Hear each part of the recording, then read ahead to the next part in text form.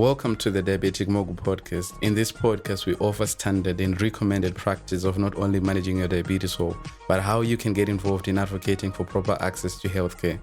Join us in this season as we host diverse guests within the diabetes community from around the world, both from people sharing from their lived experiences as people living with diabetes and healthcare providers.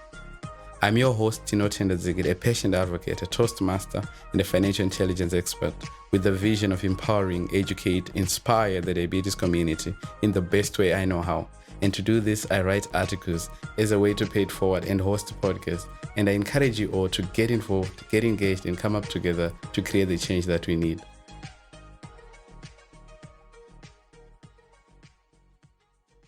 If you could kindly introduce yourself. Yes, of course, I know that people might know the face, but please introduce yourself. Yeah, my name is Dawn. I have type 1 diabetes. I've had it for almost 30 years.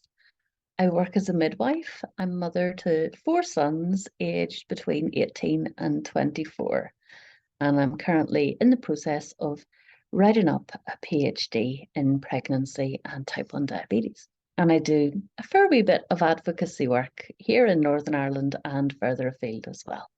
Wonderful. Amazing. Good to hear you. We had you last year again in 2022. Now we have you back to discuss a topic that is closest to your heart. Let me just jump straight to this. You once wrote an article that was published by this amazing, biggest platform, and you say that menopause is something that you shouldn't go through on your own. If you could kindly share with us what you meant by that. Whenever I started my perimenopause journey, it was something that there wasn't a lot of conversations about. It was very difficult to find people to talk to about it. Having conversations with other women living with type 1 diabetes and with healthcare professionals who didn't know very much, I was finding that there were a lot of us who were struggling with very similar complaints, conditions, problems. When we started talking to each other, it was very reassuring to find out that things that I was finding difficult or challenging with my diabetes I had friends with type 1 who were experiencing very similar challenges. We decided that we would start sharing our lived experiences with each other. That has made this whole journey so much easier than it was 4 or 5 years ago, whenever I was really starting to experience the different changes and symptoms that go with this stage in life. So definitely, I think finding good friends with type 1 and having conversations always makes everything else in type 1 management so much easier. And certainly whenever you're hitting hormonal changes in your life, don't do it on your own. Go and speak to other people, because what you're experiencing is probably normal, but when you look at it in the context of other people who are not at that stage in their life with type 1 diabetes, you feel like you're failing on so many fronts. And it's nice to know that you're not failing. You're simply just going through a different change in your life. Thank you so much for speaking briefly about that with so much understanding as someone who has gone through that process yourself. If you could briefly explain why it is crucial we talk about this topic that is very, very sensitive, but I know that this topic you once shared from all the researches that you've done so far to say that this topic is under-researched and it's underreported. Why is it very crucial that we have to speak about this topic in diabetes? I think with regard to diabetes, menopause and perimenopause, so that perimenopause is the phase leading up to that final stage of menopause. It's like a reverse puberty. There's not a huge amount of information about it, very little research which directly impacts people living with type 1. What we do know about menopause and perimenopause is that it can speed up women who don't have diabetes, having no diabetes, developing type 2 in particular. And that was something that we had a lot of conversations about at the World Health Organization Global Diabetes Compact meetings back in March in 2022. At this point in time, a lot of people are talking about diabetes remission or diabetes prevention. For women in particular, it's really challenging because of the additional hormone effects, the impact of estrogen and progesterone, the hormones that help women to become pregnant, stay pregnant and have a healthy baby. Changing levels of those at this point in their lives between the ages of 40 and 60 mean that their insulin resistance increases, their insulin sensitivity quite often is depleted. For women who don't have diabetes, the beta cells are impacted as well. I think that just adds to a lot of the worries and the concerns of females living with type 1, because they're not, women of this age aren't seen as the ideal target group for research for whatever reasons. We're not seen as a glamorous group. We're not seen as something that people aspire to be. The big hope when you have type 1 is that you will be able to father children, or that you will be able to carry children through to a live birth. And once you've achieved that, you kind of fall off the research interest ladder altogether until you maybe hit 75, 80, and there's more interest in what your insulin intake should be of a day, what your HbA1c should be. And for those of us who've had our children, have raised them now to adulthood, we're kind of in a vacuum where there's no information, there's very little guidance, very little support coming from healthcare professionals. Those of us who have pulled together and are offering peer support to each other and to anyone else who's interested in taking access to it, we found that pulling our resources, while that's a really good thing to do, it isn't something that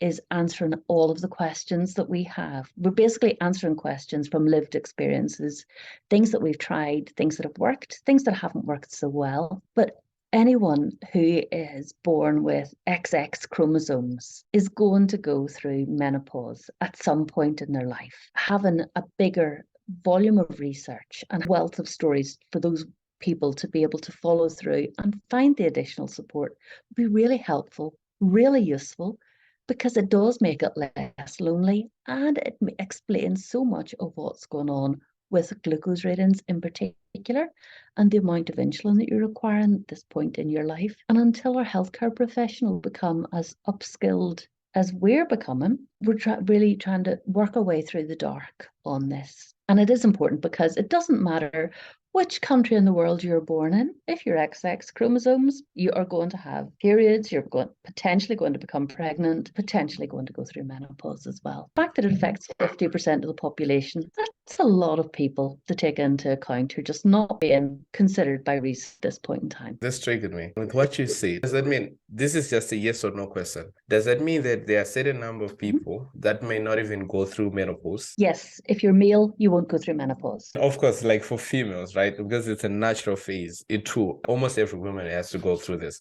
So now this, I think, is sort of like a follow-up question. We know that we have so many people that are living with diabetes. Maybe more than 500 million people today are living with diabetes. In the type 1, whatever the type might be. But could we say that from research, what they're showing that is women, we have more women that are living with diabetes. Could we say probably menopause might have been a trigger to why we have so many women living with diabetes than male? Absolutely. Both pregnancy and menopause are points in life where insulin sensitivity is reduced. With pregnancy, it's because the placenta is an organ of insulin resistance.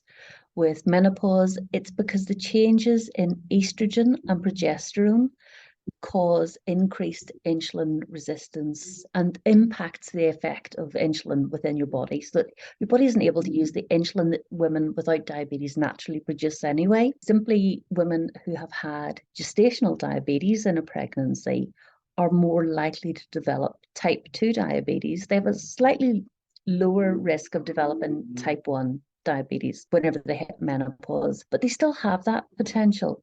And in fact, I have a number of friends who have been diagnosed with type 1 over the age of 47 and before the age of 53.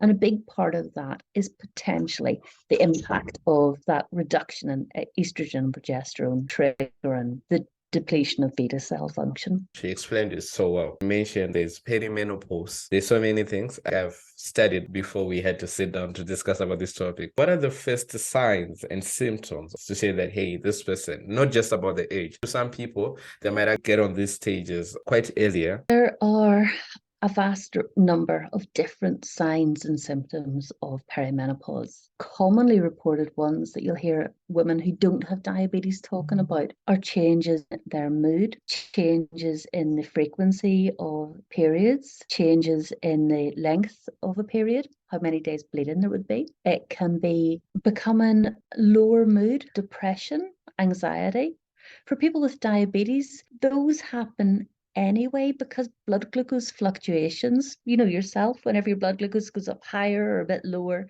your mood changes. So it can be much more difficult to see that whenever you have any type of diabetes anyway. Tiredness and lethargy are also reported as symptoms of menopause. And again, if you've had a night of blood glucose doing its own thing in spite of all your best efforts, you can be very tired and very full of lethargy the next day. Hormonal irregularities with periods in particular happen more frequently in women with any type of diabetes. Again, that's down to glucose regulation. It's one of the things that those of us who use the wearable glucose sensors are becoming much more attuned to. For people who are using finger prick to check their blood glucose on a regular basis, they might notice that they're finding it more difficult to keep their blood glucose in range.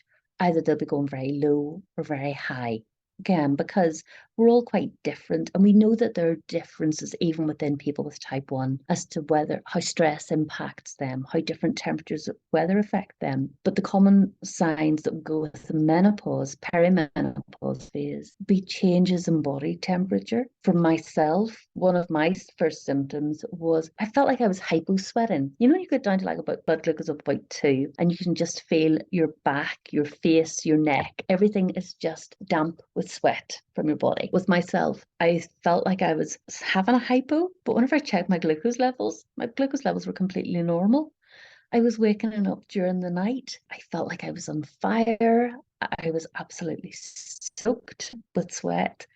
Checked my blood glucose levels. Blood glucose was sitting at 6, 7. It wasn't sitting at 2 or less, which would have been a normal sign for me that I was hypo. It was very difficult to discriminate between hypos and those hot flushes, as they're called. Another one of the issues that I had noticed was I was starting to require more insulin. I couldn't understand why when my activity levels hadn't changed, what I was eating hadn't changed. I was, again, in spite of all that, I was starting to put on weight. I wasn't eating more carbs. I wasn't eating more fat. I wasn't sitting in the house more frequently. I was out for walks just as I had been. I was out swimming. I was climbing mountains. I was out canoeing with my husband. Don't really sit down for very long as it is, but I put on about 7 or 8 kilograms in the course of 6 months. And for me, that isn't something that I would have been able to do easily in the past. My weight hadn't really fluctuated massively over the years, even with having children. It wasn't a massive change in weight, but and it was becoming more difficult to lose that. So another thing that I had checked as a result of that was my thyroid function, because again, there's a level of research work which would say or suggest that women between the ages of 47 and 57 are more likely to develop hypothyroidism. So again, that's another autoimmune condition. And because the thyroid hormone is depleting with hypothyroidism, it causes a gain in weight. It again causes the lethargy. So a lot of the things that we experience anyway, living with any type of diabetes, are very closely tied to signs and symptoms of perimenopause, signs and symptoms of hypothyroidism, and trying to tease all of those things out and find out what the root cause was, what the actual answer to the things that I was experiencing was incredibly difficult, because when I had conversations with my hospital consultant and with my diabetes specialist nurse, they just said, "Oh, you're eating too much food. That's why you put on weight." Because my thyroid bloods were coming back as normal, but everything else had changed so much, and I felt like I had lost control of my ability to maintain a healthier weight and my ability to do things that I was doing quite normally. Again, that's been reported by one of the peer support groups that I'm in, where each of the women in that group have experienced very, very similar things. And the only conclusion that we could all come to after having all the other tests carried out was perimenopause, or it's menopause. This is excellent. I have a question, a follow-up question to what you just said. As a person who is living with diabetes, yes, it's something that I also passed through when I was reading, but maybe I thought maybe it's my brain that is tricking me. You talked about menopause having the same signs as someone who has getting into a hypo. They might be confusing. In some cases, why I'm saying this, there are other people that might not have access to glucometers to test their blood sugars more often. They might try to give themselves hypo treaters when in a menopause. Yeah. I don't know how now those people can actually be helped, because these things, they're coming in between these signs. They happen when you're having a menopause, and also this sign they also happen to someone who is having a severe hypo. So Yeah. what can you say about this for people who may not be able to afford, if they cannot afford to buy test strips, then we cannot talk about sensors, wearable sensors. We cannot talk about diabetes technology like CGM. Then what can you say, like, as a word of advice? I think it's best if you're able to test your glucose levels to see if it is actually a hypo, simply and purely for the fact that, yes, I do appreciate very much that the test strips are expensive, and I do appreciate that it can be very difficult on a family who don't have the money to buy test strips regularly to be testing glucose levels like that. But if it's not a menopause symptom, and it is a hypo, it is something that needs treated. And it's much better to play on the safe side to avoid a potential admission to a hospital or having to see a doctor because you have fallen because you're actually having a hypo rather than having a symptom of menopause. Because as women reach menopause as well, another problem that can be experienced is a condition called osteoporosis, where your bones aren't as resilient when you fall. So you're more likely to have a fracture to your arm, to your wrist, to hip in particular, or even fracturing bones in your feet. So I think if you're able to try to forgo the cost of that test strip, try not to think of it as something that's going to cost you money. Think of it in terms of something that could potentially save you money, because obviously the test strips are expensive, but treatments by doctors, treatments by hospitals, getting plaster casts for broken bones, antibiotics for broken bones is significantly more expensive than the cost of a test strip. It's about trying to play it as safe as possible. If you're maybe checking when you're not feeling normal, that might be easier. Certainly a conversation that's maybe worth having with your diabetes consultant, your GP, your diabetes specialist nurse, or a diabetes peer educator like yourself, Tino, because you have a lot of skills and experience in that area as well. So finding other people that you can talk to and share those experiences with would potentially minimize some of the cost. But at the end of the day, if you do think that it's a hypo, having something that's 10, 15 grams of carbohydrate shouldn't have a significant impact on your blood glucose peaking if you're within the normal range. But if you're hypo, it's obviously going to get you back into the normal range. So that's worth bearing in mind as well. It's trying to keep it as safe for you as you possibly can. Good thing that we are not talking with someone, an HCP, we're talking with someone who is living with diabetes, who has gone through menopause or who is going through menopause. Thank you so much for sharing your expert opinion on this. We want you to educate on the subject of hormone replacement therapy that is being used by women. Maybe in the Western countries, Middle East. I don't know if we have people in Africa that actually use this. Is this something that you have an experience on, or something that you can make recommendations on, maybe because you don't have access to it? I only started to use hormone replacement therapy in the springtime of 2022. As I said, one of the signs and symptoms, apart from those hot flushes for me, was my mood changed. Normally, I'm quite resilient. Not very many things would make me very sad or distressed. And I know, again, we've chatted before about diabetes distress and burnout. I felt in the springtime like I was completely burnt out, like I had nothing left to give to anyone. Felt that I had lost all sense of self-value, self-worth. I had did my GP. We had a chat. We were still in a lockdown here at that point in time. My GP said, yeah, we can give you hormone replacement estrogen patches. Works like a plaster. The estrogen patches I replace every 3.5 to 4 days. There's two. I use 2 of them a week. I keep using them. So they replace the estrogen that would have been produced by my ovaries whenever I was fully fertile. at. Then she gave me some progesterone tablets to try after that. Progesterone is the hormone that prepares the uterus for becoming pregnant.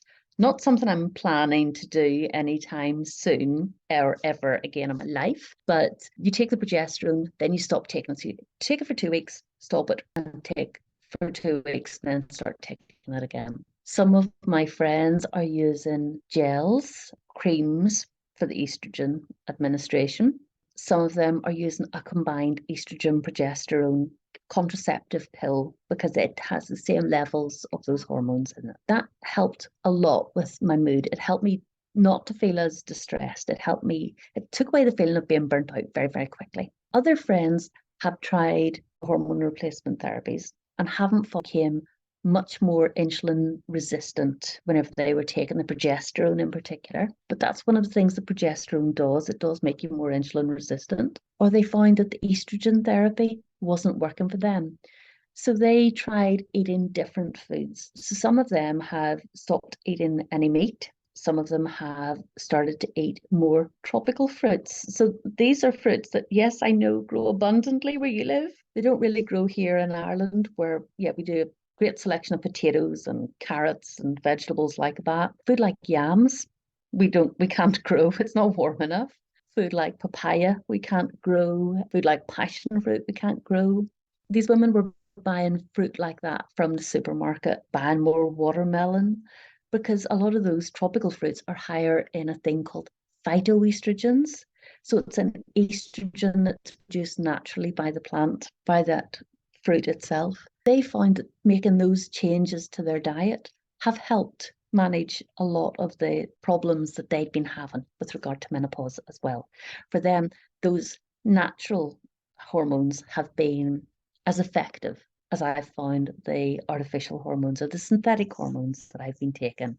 And for other women, they just decided that they were going to go through menopause without taking anything, while their mood has been significantly lower at times, and while their hot flushes have left them very hot, very sweaty, very uncomfortable, reluctant even to leave the house. For them, that's worked because they've just battled on through it.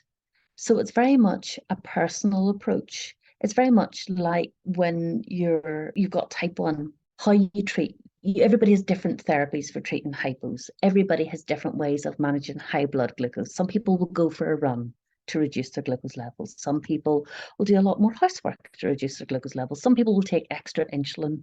And it's all about finding the way that works for you. So there isn't a one size fits all.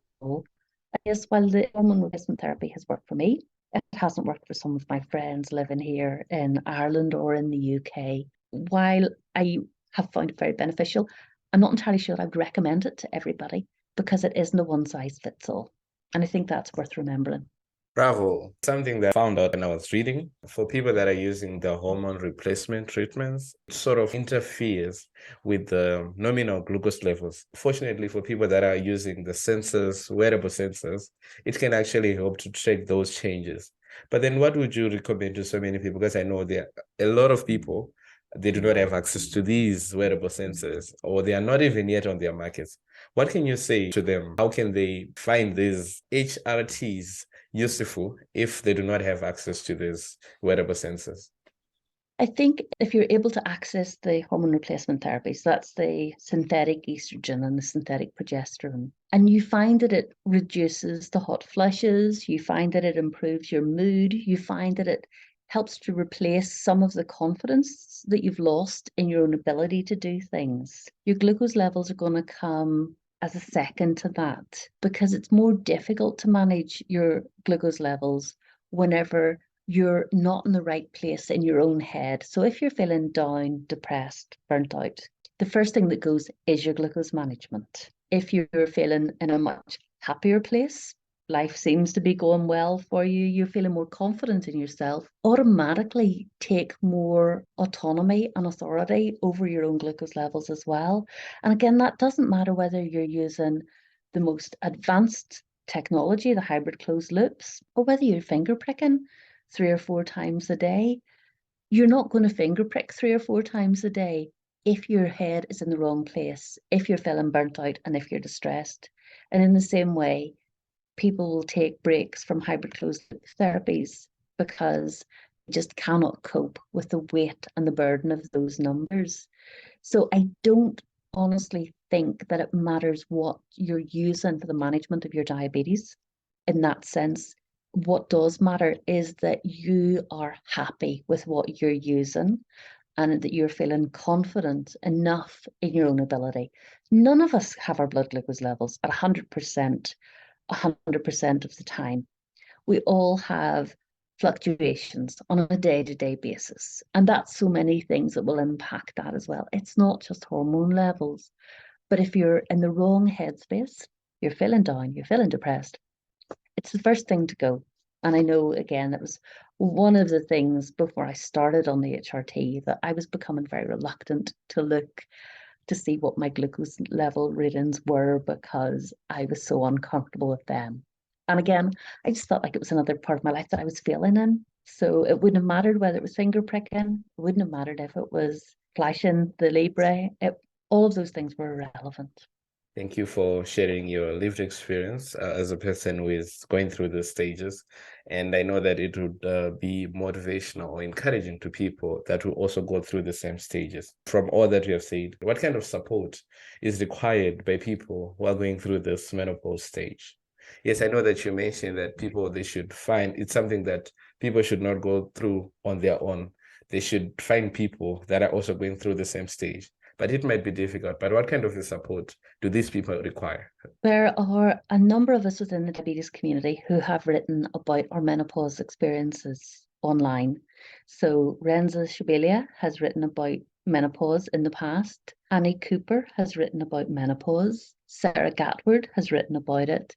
I've written about it. There are other diabetes advocates, diabetes voices, people who are keen to share information out there who have shared their lived experiences or reported experiences back. On Facebook, if you are on Facebook and you put into the search bar diabetes and menopause, there are a number of support groups that come up. They're closed groups, so you can't just crash into the middle of them. They will ask you some questions, first of all, and then you're admitted to the group by the admins. Those are really helpful as well for finding the information about HRT therapies, food alternatives, exercise, different things that you can do to help balance that rocky path at this point in time. On Twitter, there's the Menopause Mithers Twitter group as well. And if you're on Instagram, and again, you Google menopause or diabetes and menopause, you will find support people there. So there's quite a lot of online support. And within a very short time, you suddenly start seeing the same people coming up again and again and again. I'm on a WhatsApp group. I think there's 12 or 15 of us. And we have women from around the world. I know it's only a very small population, but we do have women from Canada. We have women from America. We have women from Indonesia.